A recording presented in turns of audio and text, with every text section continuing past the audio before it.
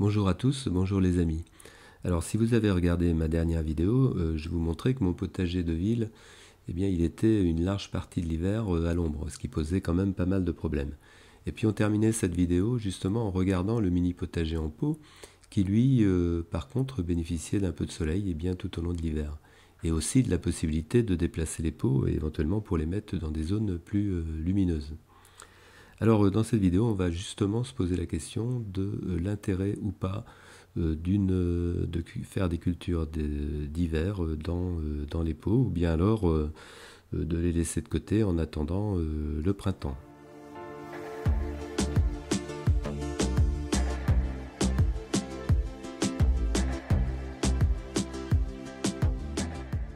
Alors j'avais décidé au mois d'octobre, justement, après les cultures d'été, de tomates essentiellement et de poivrons, de basilic, tout ça, de refaire un petit peu de fertilité dans les pots, c'est-à-dire de retirer les petits zoyas et de remettre du compost, de refaire un mélange. Et ensuite, donc, j'avais implanté pour l'automne-hiver des laitues à couper et puis surtout en fait mes semis d'oignons là que j'avais repiqués et puis également de l'ail. Donc en fait, l'ail et l'oignon, c'était pour faire vraiment la culture d'hiver, puisqu'en fait, ail et oignons, il faut attendre jusqu'en juin de l'année suivante pour les récolter normalement. Et puis, les laitues à couper, c'était l'occasion d'avoir un petit peu de verdure en automne, et puis suivant la saison, de voir ce que ça donnait également pendant l'hiver.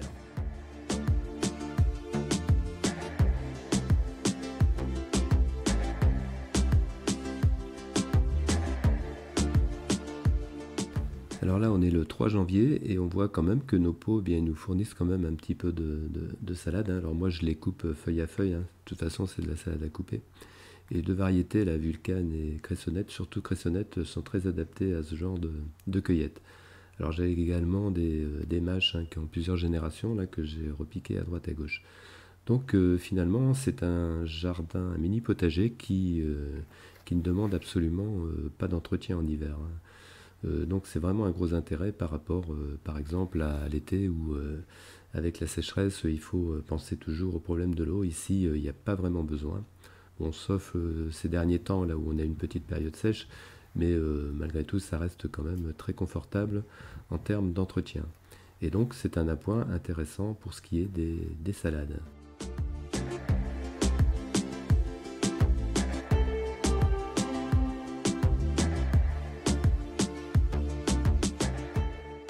On est le 9 mars ici et on voit que j'ai semé dernièrement des radis qui commencent à lever.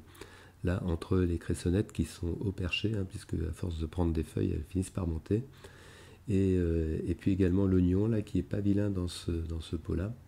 Alors l'oignon, c'était de l'oignon de mes semis, et donc je les ai repiqués de façon à les démarier un peu. J'en ai mis à droite et à gauche. Et puis des radis, on en a semé également dans la plupart des pots. Et juste à côté, en fait, c'est un semis de persil. Alors les salades, elles arrivent un petit peu en fin de vie. Elles vont encore certainement nous servir encore un tout petit peu, mais ça va être les radis qui vont prendre la relève. Et la vraie culture, donc, c'est celle d'ail et d'oignon. Alors l'ail, il n'est pas vilain pour l'instant, et parce qu'en fait, c'est une culture qui va occuper les pots jusqu'au mois de juin. Et donc, il faut se poser la question de la succession des légumes que l'on fait dans ce genre de pot. Donc là, j'ai une première génération de radis, peut-être que j'en ferai encore une deuxième également. Et puis ensuite, dans ces pots, je viendrai repiquer des tomates et également des aubergines et peut-être des poivrons. Et puis, comme j'ai fait l'année dernière, du basilic, des choses comme ça. Donc en fait, il va falloir assurer la cohabitation entre des plants de tomates ou d'aubergines qui vont commencer à grandir, et puis l'ail et l'oignon qui vont être un peu sur leur fin de culture. Alors comme la fertilité a été renouvelée en octobre, j'ai pas trop de soucis sur cette nouvelle saison d'été qui va commencer. Donc on peut faire comme ça des successions de légumes sans problème dans des pots. Il faut juste un petit peu d'organisation et puis choisir également ce qui peut bien aller, quoi. Là, pour l'ail, je croise les doigts, pour l'instant c'est bien parti. Pour l'oignon, c'est pas toujours évident, je pense, de faire de l'oignon en pot. Mais pour l'instant, ça marche pas trop mal non plus.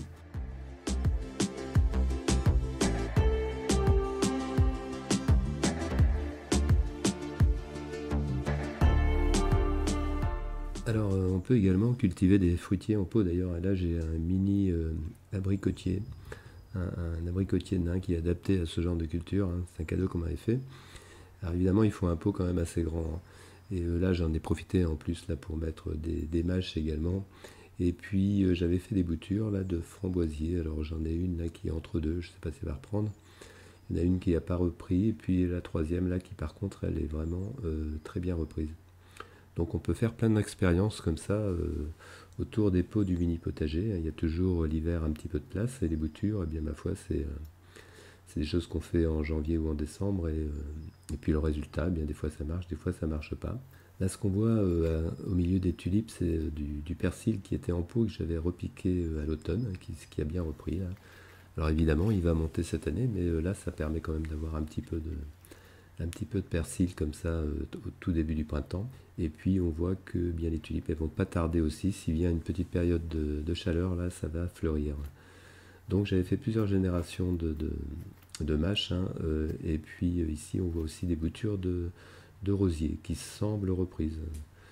Donc voilà, en fait on met dans les pots et bien, en fonction de la place qu'on a. Et puis bon, j'ai également des jardinières. Alors là, ce que je vous montre, c'est j'avais de la menthe là et à l'automne, donc elle était toute sèche comme ça.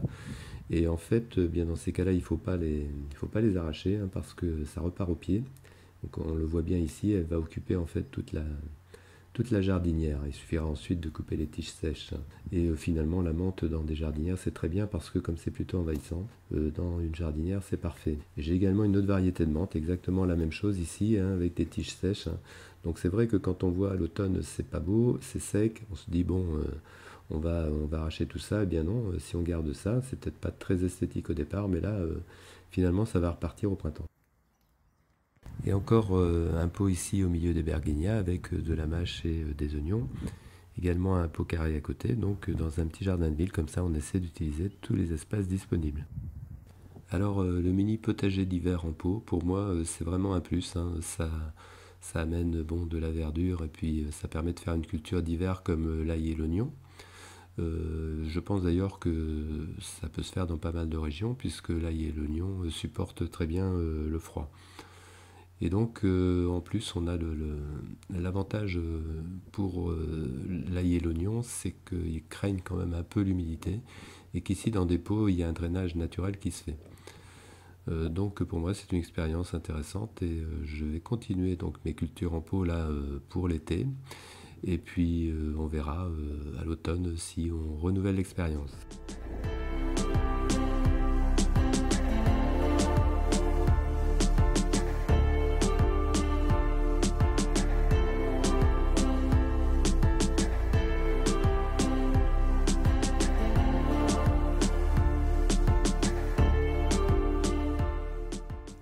On quitte le mini potager un instant pour vous montrer en fait où en sont mes petits pois là. Alors je vous avais montré le semis que j'avais fait en fin janvier et en godet, donc je les avais semés à l'intérieur. Et on voit donc là, bon, ils sont sous des tunnels, hein. Donc ils ont profité un petit peu de cette protection. Alors ils sont un peu grignotés quand même, hein. Les feuilles sont quand même un peu grignotées parce qu'on est sur une période bien humide, là en mars, là on est le 13 mars là quand je filme. Et, euh, et donc les limaces et les escargots ont repris du service là avec cette période humide. Bon, dans l'ensemble ça va quand même. Et on voit que bon, il est temps peut-être là de commencer à leur donner des supports pour qu'ils grimpent. Alors je vais mettre des petites grilles que j'utilise pour protéger contre les oiseaux. Là je vais utiliser ça pour leur donner de quoi grimper un petit peu. Alors il n'y en a pas énormément, hein, mais ça fait deux petits rangs et ils sont tous pas trop mal. Donc je les avais implantés entre deux rangs de radis. Alors il y avait un rang de radis blancs minoise daikon, dont il reste juste un ou deux exemplaires, hein, parce qu'ils ont une bonne partie à geler et puis les autres on les a mangés. Donc, et puis là j'ai un demi-rang, c'était des radis noirs, ils étaient moins arrivés. Des radis noirs de la variété, je me rappelle plus très bien. Alors ça devait être long pois d'horloge en fait. Et on voit que, alors oui c'est ça, ça fait en principe ils sont plus gros dans le bas que dans le haut. Mais ils sont pas très gros quand même ici, hein. Il faut dire que cet hiver c'était un peu compliqué pour les légumes d'hiver. Sécheresse en automne et puis ensuite des périodes de gel assez importantes. Et il n'y a que maintenant qu'on retrouve de la douceur, hein. Et puis si la chaleur arrive, ces radis-là, ils vont monter directement, quoi. Donc c'est pour ça il faut les manger, même s'ils sont pas trop gros. Alors c'est des radis qui sont un petit peu piquants, mais qui sont vraiment très appréciés comme ça en hiver. Ça se mange cru, hein. Donc ouais, ils sont pas, on le sent là, ils sont pas très très gros, quoi. Là, je vais en prendre un deuxième quand même, hein, pour compléter.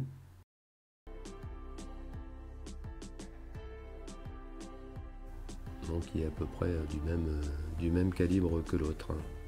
Donc voilà, alors quand on ne travaille pas le sol, eh bien les cultures restent en place et puis on trouve juste un petit peu de place à côté pour implanter d'autres légumes. Donc là ici, les radis ils ont été donc semés en été alors qu'il y avait des tomates, hein. Donc ils ont été semés à l'abri des tomates et puis bien les petits pois maintenant là, au tout début du printemps. Et puis ensuite, eh bien, on mettra des aubergines et des poivrons. Donc des chevauchements et une continuité de culture comme ça, que permet donc cette technique de ne pas travailler seul parce qu'on n'est pas obligé de refaire la planche à chaque fois entre les cultures. Alors cette vidéo est maintenant terminée, j'espère qu'elle vous aura plu. Alors je vous dis à une prochaine vidéo et surtout portez-vous bien.